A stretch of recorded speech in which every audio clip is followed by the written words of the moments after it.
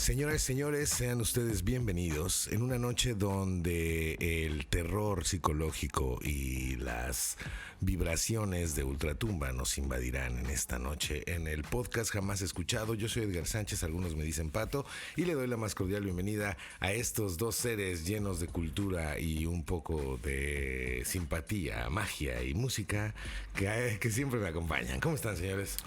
¿Qué tal, gente? Este es DJ Stress, de nuevo aquí, como cada semana, con algo interesante para platicar.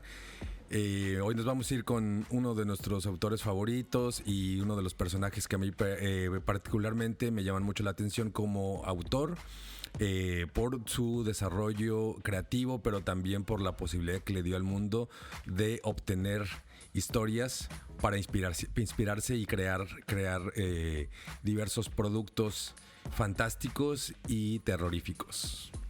Terroríficamente fantásticos, como bien lo dices. Buenas noches, yo soy el doctor Ledesma. Soy Pepe, el médico asesino. El médico asesino. Hoy lo veo aquí como el Doctor Muerte. El Doctor Muerte. Doctor Muerte. Bienvenidos. El día de hoy, el terror cósmico nos va a llevar a platicar acerca de uno de los seres humanos que, a mi parecer, nos ha dado un punto de creatividad bastante rico, en el cual nos podemos clavar en un mundo en el cual todo puede ser posible, desde la visión más perversa en el que puede un ser humano trasladarse, pensando en los años que fue en los que creó toda su literatura el maestro Howard Phillips Lovecraft. Todo puede ser posible menos trabajar. Menos trabajar. Exacto. Era malito para trabajar.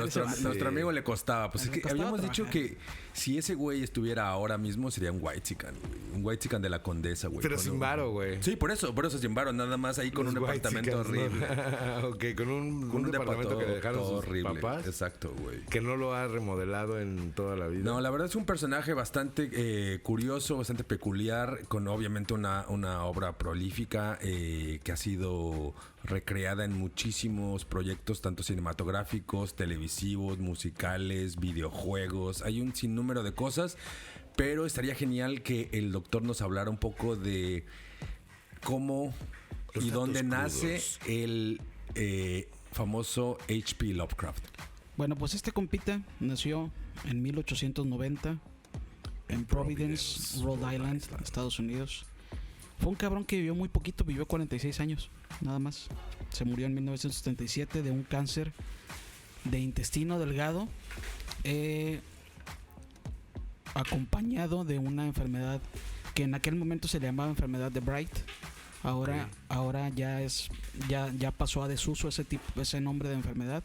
¿Y ahora cómo se denomina? Ya más bien se denomina como una nefritis infecciosa, que es una inflamación, una infección de las vías de las vías urinarias. De las vías. Oh. Es un Ahorita es bastante común, ¿no? Y se puede ya es tratar. muy común, súper tratable en este momento, pero en aquel tiempo pues no era tan tratable. La gente se moría Su joven, papá se murió de sífilis, de güey. neurosífilis. Ajá. Una sífilis no tratada o maltratada, ¿no? Pues es que en esa época, ¿cómo se podía tratar algo bueno, no? No había medicina no estaba tan. No había antibióticos. No había nada. Y eso particularmente hay un dato interesante de sus papás, porque los dos murieron en la misma institución mental, ahí en Providence. Entonces traían ahí una historia bastante loca. El papá, por un lado, con la sífilis, y la mamá con una instrucción aristocrática venida a menos, porque eran una familia que en algún punto tuvo varo y se fueron para abajo. Sin embargo, Como todos los mexicanos en el 93. pero Pues, de hecho, sí, güey. Les pasó lo de la Gran Depresión a esos cabrones también. sin embargo, fue gracias a su abuelo, el Van Buren, que obtuvo una gran cercanía a los libros, ¿no? Entonces estuvo muy clavado con Allan Poe y Un gran escape de la y realidad. con la Ilíada. De ahí viene toda esa influencia del horror y de los relatos fantásticos. Pero fíjate que este cabrón empezó como un morro prodigio que a los 2 años ya leía poesía, el güey. Y de repente un día se encontró con una Ilíada para niños que tenía el abuelo en su biblioteca. Y las 1001 noches, y a partir de ahí se empezó a a clavar el morro. Y creo que, no me acuerdo si a los 12 años o a los 8 años el cabrón ya hizo su primer relato, el güey. Creo que a los 12, güey.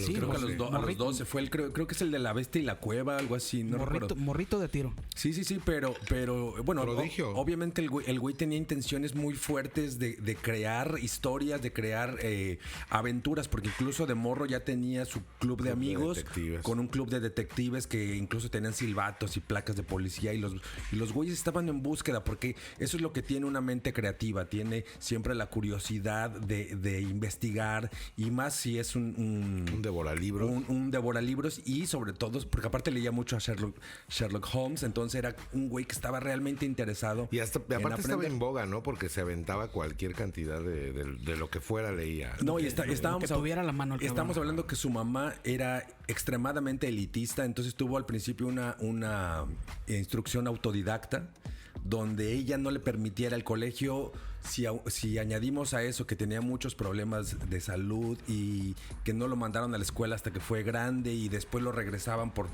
ciertos problemas que tenía en la escuela. Era un güey que estuvo acostumbrado a... Imagínate el bullying. Imagínate, güey, sí. Porque aparte, yo eso A mí me sorprende que no haya matado animales y madres así, güey. lo escuché en... Sí, que saliera un vato más o menos normal el güey, ¿no? Más crazy. Y ¿no? bueno, entre comillas, ¿no? Está crazy, pero todo está en papel, güey. Todo está en su cabecita, güey. Todo está en papel y en su cabeza. Y nunca claro, se pasó de verga con nadie el vato, güey. No hubo ningún dato. No hay acá datos de que haya sido un vato matón como Jack el Destripador ni nada de eso, cabrón. Un vato... Y a pesar de que tenía un background que bien podía tornarse en todo lo que hizo Hitler.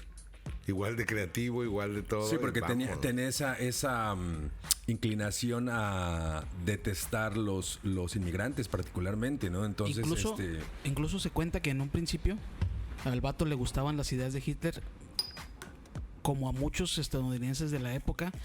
Poco a poco el vato se fue viendo que Hitler era un pasado de virote con los judíos.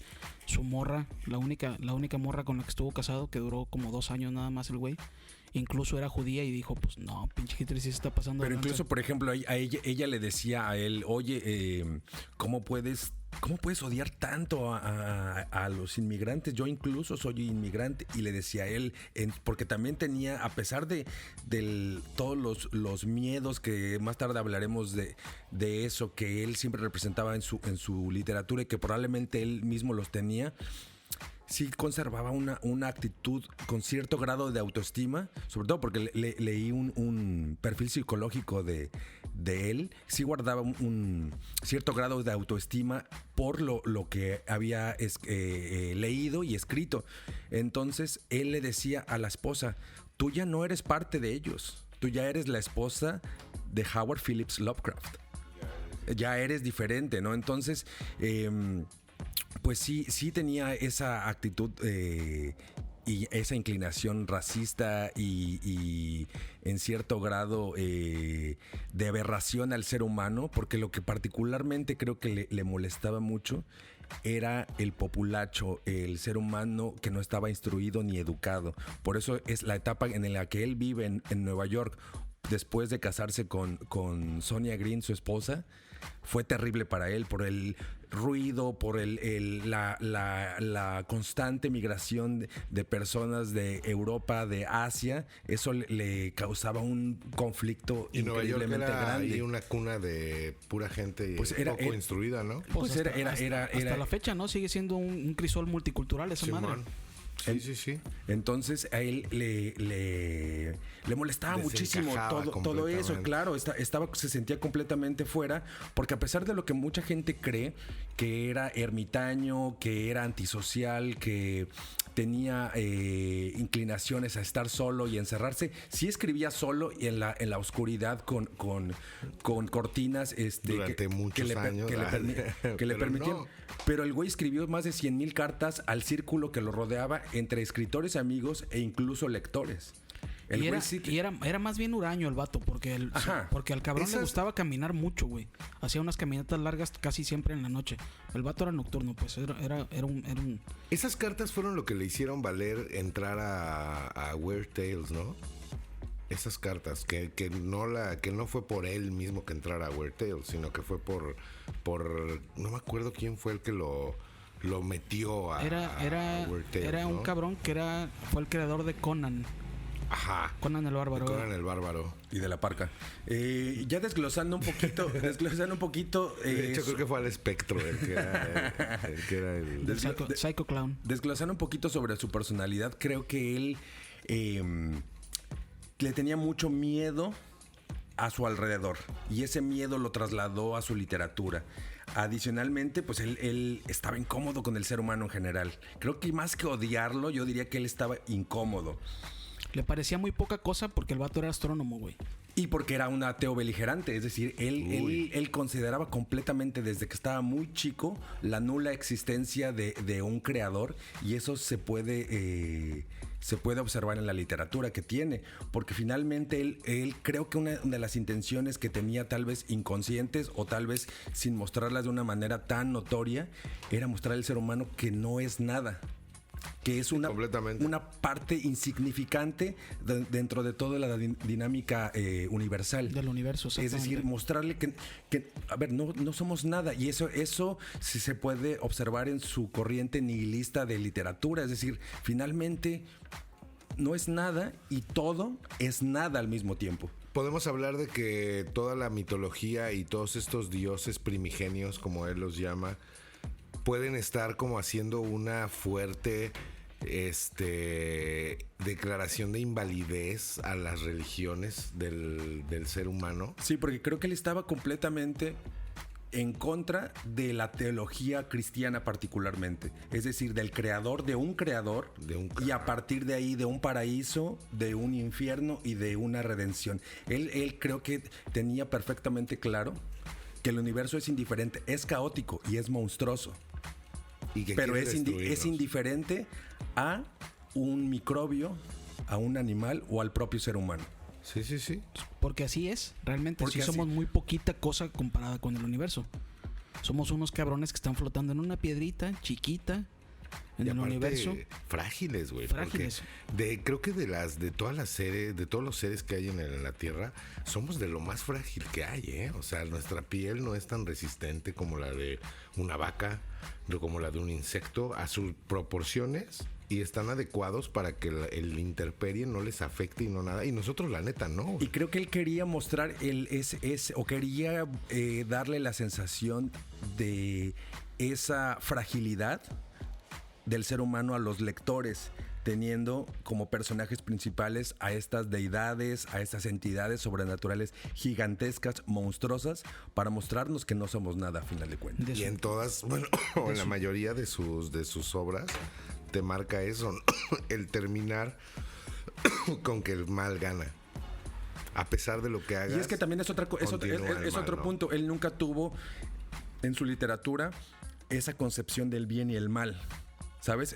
No había villanos ni había héroes. Simplemente era el universo actuando de forma natural a través de personajes que cruzaban dimensiones, a través de personajes que venían del espacio, a través de personajes que yacían dentro de la misma Tierra.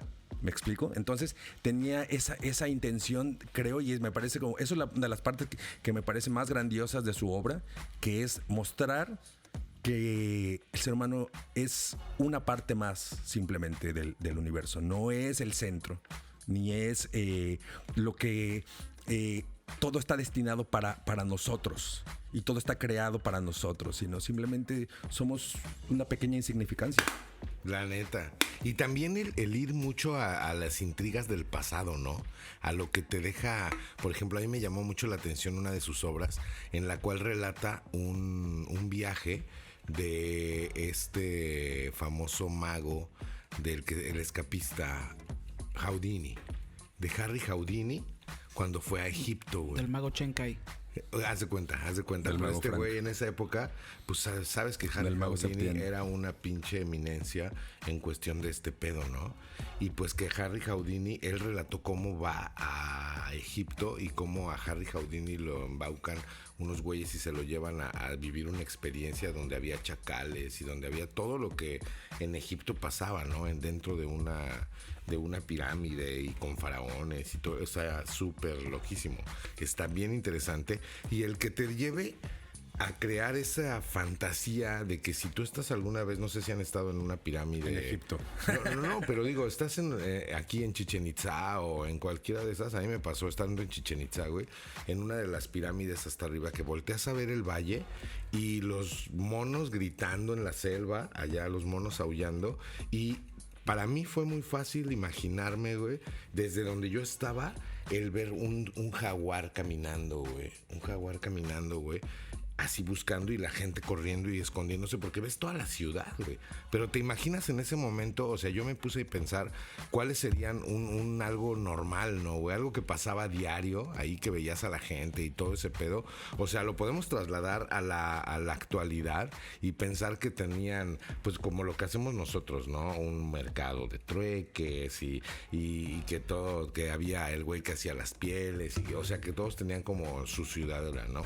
Pero en realidad el ver que en realidad podía llegar un tigre y llevarse a tu niño. Ajá, güey, y no mames, no podías hacer, bueno, sí podías hacer luchar y que todo es eso. justamente eso, ese es el universo caótico. Un animal salvaje no es bueno o no es malo. Solo es nada más. Solo es. Ajá. Solo es, ¿no? Entonces esa era, me parece una de las cosas más importantes de su obra como autor, y que ha sido replicada en muchísimas películas, particularmente que hemos visto los monstruos con ciertos rasgos que él describió en Cthulhu, por ejemplo, que es uno de probablemente su personaje más representativo, ¿no? Sí. Eso, y el a mí que me parece fantástico, increíblemente, incluso de morro yo lo llegué a ver en un capítulo de Los Cazafantasmas de las viejas caricaturas, que es el Necronomicon. Esos güeyes dedicaron 2 capítulos al Necronomicon y habla Ray, ¿te acuerdas que era el personaje que era como más clavado en ocultismo? Ajá. Él habla él explica qué es el Necronomicon. Obviamente en esa época yo no sabía de Lovecraft, y hasta mucho tiempo después.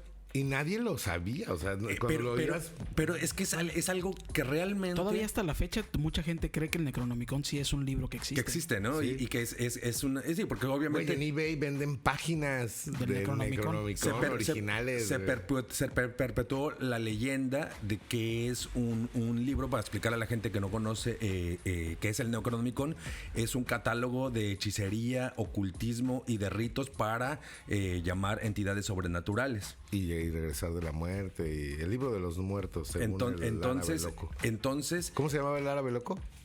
Que lo tengo. Abdul Al-Hazred. Que era un seudónimo que él también usaba. Y Al-Hazred era un seudónimo que él usaba porque significaba en su cabeza All has read, porque el morro ya lo había leído todo en la biblioteca de su abuelo. Sí, entonces era un güey que creo que también y esa es la parte interesante que me gustaría discutir con ustedes, porque he escuchado, y es una eterna plática sobre los fans o de los fans de Lovecraft, que él tenía inclinaciones al ocultismo. No hay registros en sus cartas de que la haya tenido, no sabemos, porque en realidad pudo haber tenido intenciones. Yo no creo. Creo que era más bien de ese pedo un chingo de cosas. Una cosa es leer y otra cosa es creer, güey. ¿Me explico? Es decir, creo que a él sí le interesaba para nutrirse. Y era un buen elemento muy ad hoc de inspiración. De sus historias. Es decir, él tomó cosas de las 1001 noches para sus escritos. No, y sin embargo, una sola en donde haya utilizado un vudú o cosas así como... No, pero finalmente el Necronomicon es ocultismo. Es decir, es obtener... Pero es un ocultismo creado. Es que... Ajá, exacto. Y es que los fanáticos creo que fueron los que crearon esta imagen de que él podía haber sido un ocultista. Pero incluso él cuando describió, porque él un día describió que era el Necronomicon y dijo que era ese libro de hechicería y de llamadas a seres sobrenaturales, y él en su descripción, que era ficticia por supuesto, decía que era un libro que lo habían leído los Inuit de Groenlandia y algunos cabrones vudús de Luisiana. Como que le gustaba añadirle como picante a su leyenda. Exacto. Pero no significaba que él considerara que era cierta. Incluso sus amigos, el círculo cercano de escritores, le gustaba mucho aportar. Y a él le gustaba tener comunicación con sus lectores y con sus colegas de contemporáneos para poder nutrir más sus historias. Ya lo que sucedió después de su muerte, que fue cuando explota, a partir que se gusta de los 40, 50, 60, que también se aprovecha la época en donde el cine comienza a usar elementos sobrenaturales, aliens, fantasmas, monstruos, etcétera.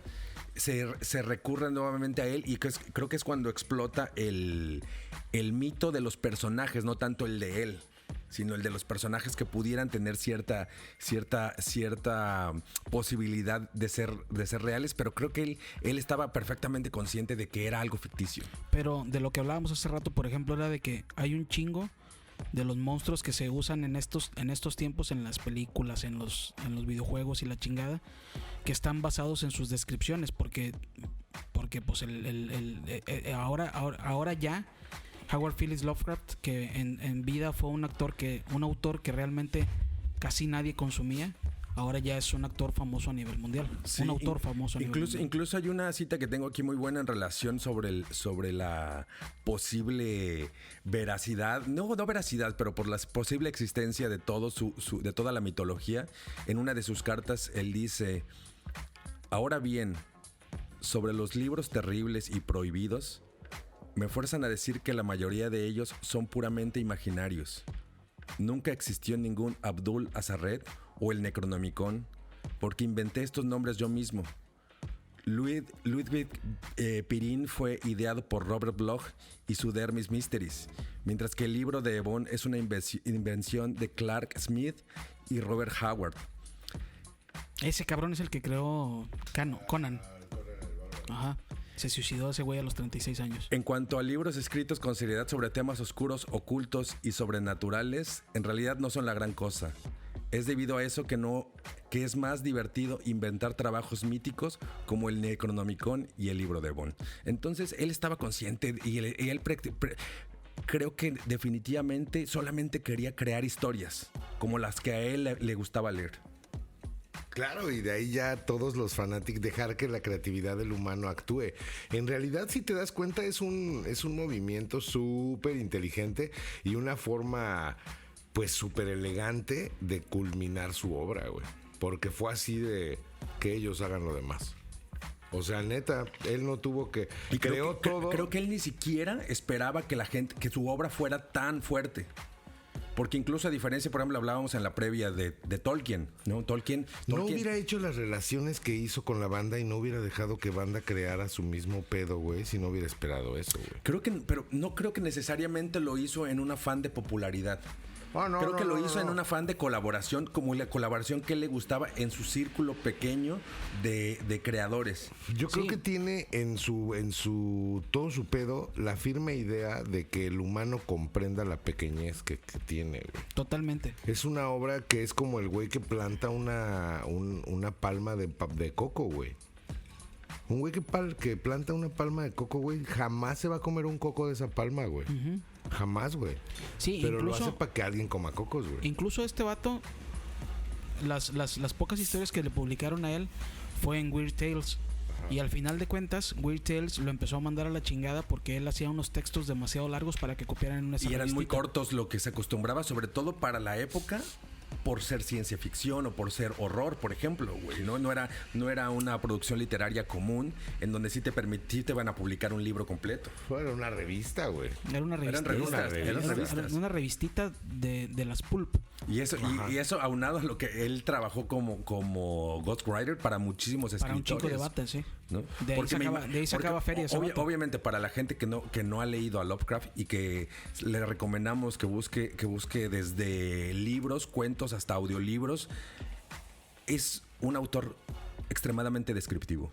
Muy descriptivo. Entonces narra una escena completamente llena de detalles y que eso también creo que ha favorecido mucho la producción cinematográfica a raíz de su obra. Tal vez Pero no aún así necesariamente... han quedado muy cortos. Sí, pero tal vez así no necesariamente al pie de la letra, pero sí como referencias. Es decir, hay monstruos de muchas películas. Por ejemplo, ahorita se me ocurre esta película de... Hellboy. No, la de basada en el libro de Orson Welles. ¿Cómo se llama?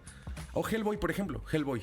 El fin del mundo, el fin de los mundos. Algo así, el fin de los mundos. La guerra de los mundos. Por ejemplo, seguramente Orson Welles se inspiró en Lovecraft, por ejemplo, ¿no? Qué ¿no? loco lo de Orson Welles. Y películas, por ejemplo, como Alien, no necesariamente toman elementos directos, pero te aseguro que todos esos escritores, todos esos guionistas lo han leído y se han inspirado en la descripción gráfica de los personajes de Lovecraft. Sí, claro. A mí el que me llama mucho la atención, porque fue el primero que vi claramente inspirado en él, fue Hellboy, güey. Porque en Hellboy hasta hay algunas anotaciones y acotaciones de Lovecraft, güey. Ahora, pues, si hablamos brevemente de las referencias que hay en la cultura pop, podemos encontrar Arkham, por ejemplo, que aparece en Batman. Batman. ¿Cómo se llama? El asilo Arkham. El asilo. Lo tenemos ahí. Creo que hay que es un hospital hay psiquiátrico. Canciones de Iron Maiden y Metallica también. Con referencias a... Metallica es de Cthulhu. Hace una canción de Cthulhu. ¿Cuál otro? Por ejemplo, ya hablamos de los cazafantasmas, la versión caricatura de los 90s. La de la puerta de las siete puertas, ¿o cómo se llama? La puerta negra. Pues por ejemplo, acá ayer justamente la de Johnny Depp. La de Johnny Depp. me volví a ándale, la ventana, no, se llama La Séptima Puerta, ¿no? Séptima puerta. Séptima De puerta. los libros negros. De los libros aparentemente escritos por el diablo, ¿no? Ajá. Sí, está Sí, buena que los esa película. andaban buscando. Muy buena, muy buena. Y por ejemplo, ayer me chingué la de la paradoja Cloverfield. La paradoja Cloverfield, no la he visto. Está buena, pero es también, por ejemplo, es muy, muy Lovecraftiana en el sentido de que son astronautas buscando obtener energía eterna para la Tierra porque está en un punto apocalíptico. Y lo que hacen es generar un paso entre dimensiones y hace que entren monstruos del espacio, que es la primera es la de Cloverfield. ¿Te acuerdas que Cloverfield es una película? ¿Cómo llaman esas películas de cámara en mano? ¿Cómo se llama esa técnica de...? Sí. ¿Primera persona? No. Es... Bueno, anyway, como sea. Cloverfield es la película, la primera, y la paradoja Cloverfield es la precuela para que entender de dónde salieron todos esos monstruos.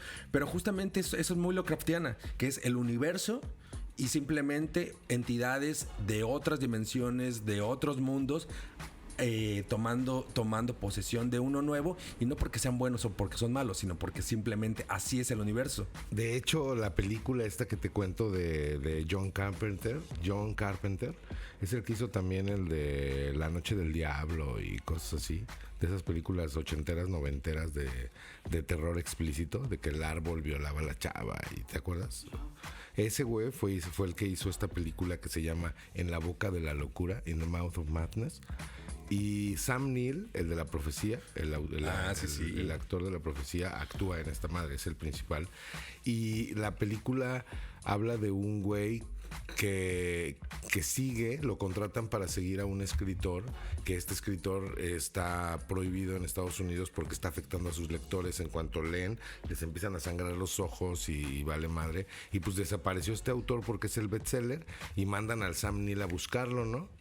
Y pues se supone que lo va a buscar a un lugar donde en sus obras describió el lugar y no existe en los mapas, pero si unes las portadas de cada libro, se hace un mapa y está así en un lugar de... Ay, nomás, qué chingonería. Ajá, así en algún lugar, y ahí lo encuentran, y este güey va en la carretera, en un momento que se queda así medio dormido en la carretera, cambia la carretera a cielo y después llega al pueblo ese, ¿no, güey? Así como de... ¡Wop!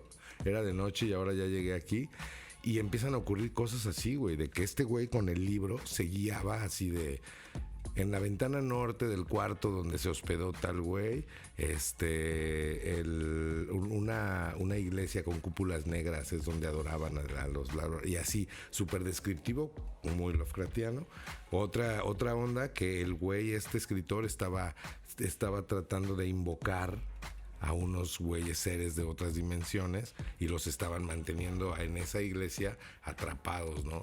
Con una puerta acá con que no sé, que era muy de Lovecraft, que la banda no se podía evadir del hechizo que provocaban esos seres sobrehumanos, porque había posibilidad de que te fueras para otro lado, pero pues no, como estabas controlado mentalmente, ya no te podías ir. En lugar de irte al norte, si te salvabas y te iba al sur, pero tú no podías, tú no lo hacías porque nada más estabas controlado. Este güey también en esta querían salir del pueblo, vato, y entraban a un bucle donde volvía a regresar. Que de hecho eso justamente es muy Lovecraftiano, porque él basaba mucho su parte de su literatura eran experiencias oníricas, es decir, de sueños y pesadillas que él tenía, porque incluso en uno de sus clubs, el Club Colem, él se reunía, el grupo El Gallomo se reunía con otros escritores y compartían sueños y pesadillas, porque seguramente por todo el background que este cabrón tenía, debía haber estado lleno completamente de pesadillas. Imagínate tener un club donde cuentes tus pesadillas. Y gran parte de sus historias suenan como a una pesadilla. Algo que te pasaría y que justamente, como dice el doctor, llega un momento en tu pesadilla no puedes salvarte. Estás yendo hacia la entidad amenazante. Y no puedes salvarte a ti mismo, que es algo que haríamos normalmente en nuestra vida normal. Buscas, ¿no? Porque hay biógrafos que hablan de esta etapa onírica de su literatura, como hablan de otra etapa gótica, que es la primera, que es la que está muy influenciada por Allan Poe. Y después entra él a raíz de reunirse con este grupo que empiezan a contar sus pesadillas y sus sueños completamente sobrenaturales, donde ellos comienzan a escribir sobre eso. Wow, imagínate. Las mamadas que se les ocurrían las contaban, qué perro. Todo como una buena reunión de vatos en la esquina. Echándose una caguamita. Contando mamadas. Y bien, güey. ¿Tú entrarías a un club de contar pesadillas? ¿Por qué no? Sí, pero digo, no sé si ahora por la distracción. Yo no tendría tantas, güey. Las distracciones que tenemos. Yo no sueño, cabrón. Es que también tengamos en cuenta que, digo, a ver, no quiero sonar presuntuoso, pero no tenemos tampoco vidas extremadamente tan caóticas como para tener, porque finalmente, ¿qué son los sueños? Son representaciones de nuestra psique sobre lo que nos preocupa y sobre lo que le tenemos miedo, ¿no? O sea, regularmente los sueños es un mecanismo del cerebro para organizar todo lo que nos afecta emocionalmente. Es una manera como de entrar como en una especie de reset o en una especie de depuración de pensamientos y de emociones.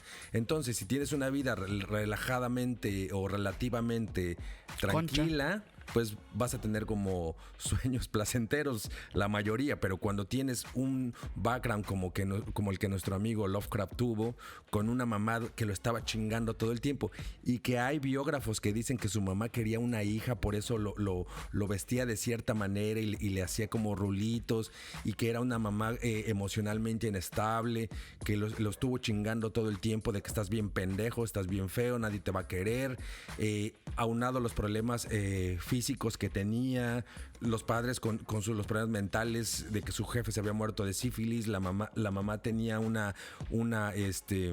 problemas de narcisismo y de excesivo control sobre su hijo. Pues era una bomba de tiempo que afortunadamente para la humanidad devino en historias. Sí generaba un chorro de pesadillas el que vivas así, ¿no? Y que nunca tengas feria, cabrón. O sea, nunca tuvo feria este güey, a pesar de que era un aristócrata.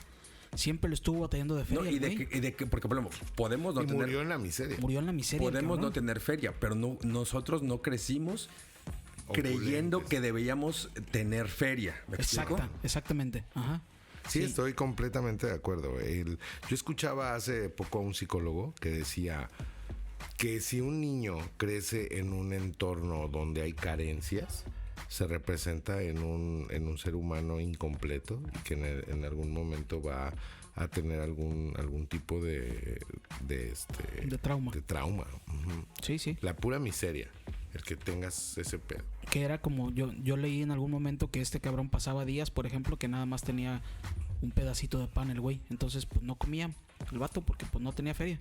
Que porque le ganaban los trabajos. Era medio huevón el cabrón, yo insisto. No, y a lo mejor también físicamente, pues a lo mejor el güey no estaba preparado para una chamba dura que era la que existía en ese momento o la que estaba siendo solicitada por la sociedad de esa época, y donde venían inmigrantes que probablemente físicamente eran un poco más fuertes y obtenían los trabajos a los cuales él no podía tener acceso, porque incluso también él no fue requerido en la Primera Guerra Mundial por su estado físico.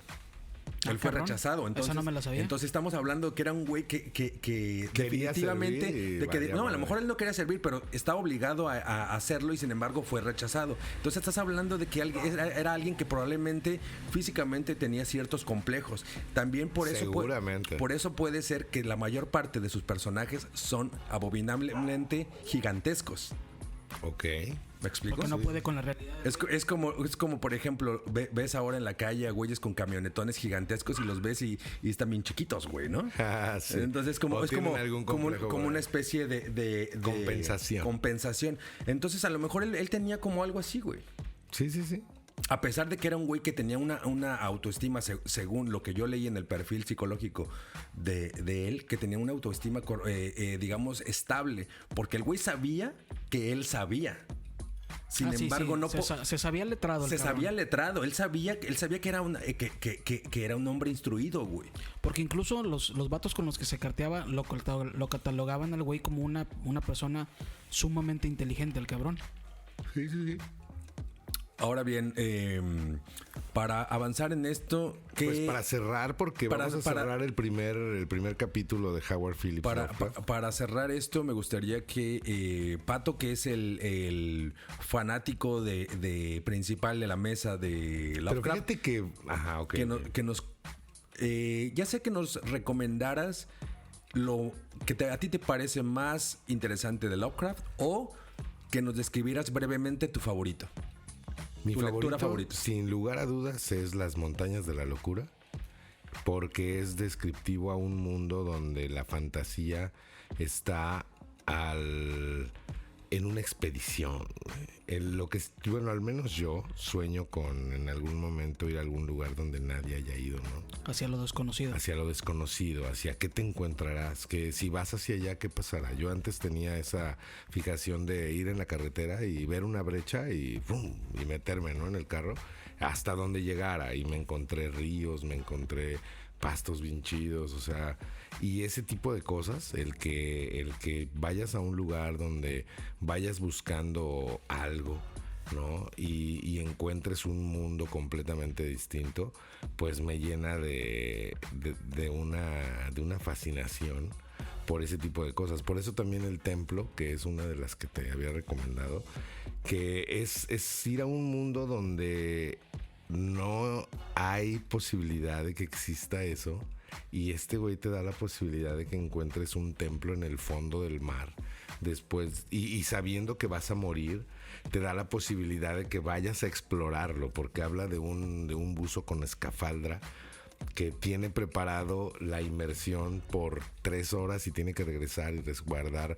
luz para poder ver, y tiene la luz prendida en el fondo del mar y se ve cómo está prendida la luz en un templo que está ahí, y que se ven figuras y todo te lo describe tan acá, que el moho, cuando vas caminando, el moho te dice y que aparte todo esto lo encontraron en una botella, güey. que toda la historia comienza. Es que es justo, ese es eso. muy Lovecraftiano, como esas pequeñas pistas, porque esa es la parte como detectivesca que él tiene o que mantiene probablemente de Holmes, ¿no? Ajá. De todo eso, esa es como una especie como de cruzada para llegar a algo, pero siempre el final es terrorífico. Pues sí, güey. Este güey, imagínate que encuentras la botella y empieza su obra así. Esta botella fue encontrada en las costas de Yucatán en tal. Y habla de como un submarino nazi, de los que hundía la ayuda, de los que iban para Stalingrado y todo ese rollo, que estos güeyes los hundían y encuentran ahí a un marinero muerto que traían atorado ahí en el submarino, y ese marinero muerto traía una figurita de hueso que era Cthulhu, güey. Era un cutulito, güey, ahí que traía, y que cuando se la quitaron, el muerto abrió los ojos. Quiero mi cutulito, güey. Yo también, güey, no mames. Que cuando le quitaron esa madre, el muerto abrió los ojos y ¡pum! Se fue nadando hacia el fondo del mar, güey. Y eso volvió locos a toda la tripulación, güey. Por eso fue que todo valió madre y se empezaron a matar entre ellos. Y al final queda este güey que ya en la última escena, güey, como yo lo veo, cuando dice, ok, me queda una última inmersión de 3 horas. Esta es la última vez que voy a escribir y me voy a meter a la cueva. Y en este momento, bye. Y que el güey deja ahí el testimonio de que la luz ya se apagó y a él ya se va a morir, güey. Tiene 3 horas de esta madre y dice que no quiere irse sin ver ese pedo. Ya no va a regresar el cabrón. Ya no va a regresar. Es la última vez que escribe en esa madre, la echa a la botella, güey, la cierra, sale del submarino, güey, ya con su escafandra puesta, 3 horas de aire, güey, porque ya es lo único que hay en el submarino. Y el güey decide pasarlo explorando qué hay, porque no se atrevió a entrar, güey, porque la luz se le apagó. Y ya cuando dice, ahora sí ya valió madre, la luz del templo está prendida en el fondo del mar. O sea, se ve un templo, güey, y la luz está prendida, güey. Y este güey se bajó ya, va a morirse, y lo último que quiere ver es eso, güey. Y no sabes qué va a pasar, güey. O sea, tú podrías esperar el corte del director al final de los créditos que dice, que llega y se puede quitar la escafandra y respira normal porque ya está en otro lado. No, güey, no se sabe. Ese es el magnífico punto de Lovecraft, güey, que me deja como con la curiosidad, güey. Claro, güey. O sea, con la curiosidad aventurera, pero también con la misma el mismo terror intrínseco a lo desconocido. Claro. Y al pensar que eres tan poquita cosa dentro del universo. Y que todavía debe haber 1000 cosas sin descubrir. Güey. Todos los días se descubre alguna especie nueva, cabrón. Exacto. Y que en algún momento... Y que a pesar de eso estamos pensando que ya va a valer madre, ¿no? Ajá. Que ya estamos contados. Y que nos creemos súper chingones y cuando el terror de que acabe está latente todos los días. Que es justamente una de las cosas de las que hablan los biógrafos de Lovecraft, que es digamos que la tesis, por así decirlo, de Howard fue: no somos nada y nuestro tiempo es efímero. Es el el universo, la Tierra, el cosmos, todo no tiene ni inicio ni final. Desde un punto de vista de literatura, es decir, es algo que está ahí, indiferente a cualquiera de nosotros. Sí. Indiferente a cualquier creador, indiferente al bien y al mal. De hecho, no hay bien ni hay mal. Es nada más lo que es. ¿No? Es lo que es. Es lo que hay. Pues señores, esta es la primera emisión de Howard Phillips Lovecraft. Seguramente tendremos otra más específica y ya un poco más instruidos de algún tema. Y creo alguna obra. O de alguna obra ya como tal. Desglosar, también por ahí te quedaste con cuáles son tus monstruos preferidos. Los ¿no? monstruos. Aviéntalos, güey. A ver, ahí les van. Los 3 monstruos más cabrones que tenía Howard Phillips Lovecraft. Aparte de mi ex suegra. Era que pudo haber sido creada por él. Nyarlathotep, que era un cabrón que podía tener 1000 formas, entre ellas Tezcatlipoca, Hitler, Al Capone, que eran gente que tenía muy poco aprecio por la vida humana. Que era, ya pensando que este güey tenía esa referencia a las mil y una noches. Era una entidad que te cumplía los deseos de cualquier persona, pero esos deseos lo iban a llevar al caos inminentemente. No puede matar, pero hará que desees estar muerto. Sí, es muy Lovecraftiano. Perfecto y perverso. Había otro cabrón que se llamaba Azathoth, que su mera presencia auguraba la muerte. Vive en el centro del caos primigenio, tiene el tamaño de una estrella y es un dios idiota, no tiene inteligencia, está en un sueño en el que el vato imagina que nuestro universo existe, y si se le despierta de su realidad, todo nuestro universo va a chingar a su madre. Y Yog-Sothoth, que es el más inteligente, lo sabe todo, manipula las leyes de la realidad, pero no manipula materia. Su tamaño es desconocido, pero le gusta tomar formas biológicas, se convierte en personas.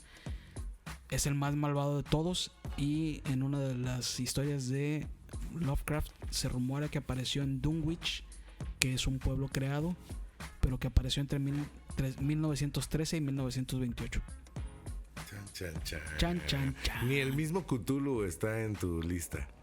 Sí, esos monstruos están ya en los mitos de Cthulhu, que son 3 libros.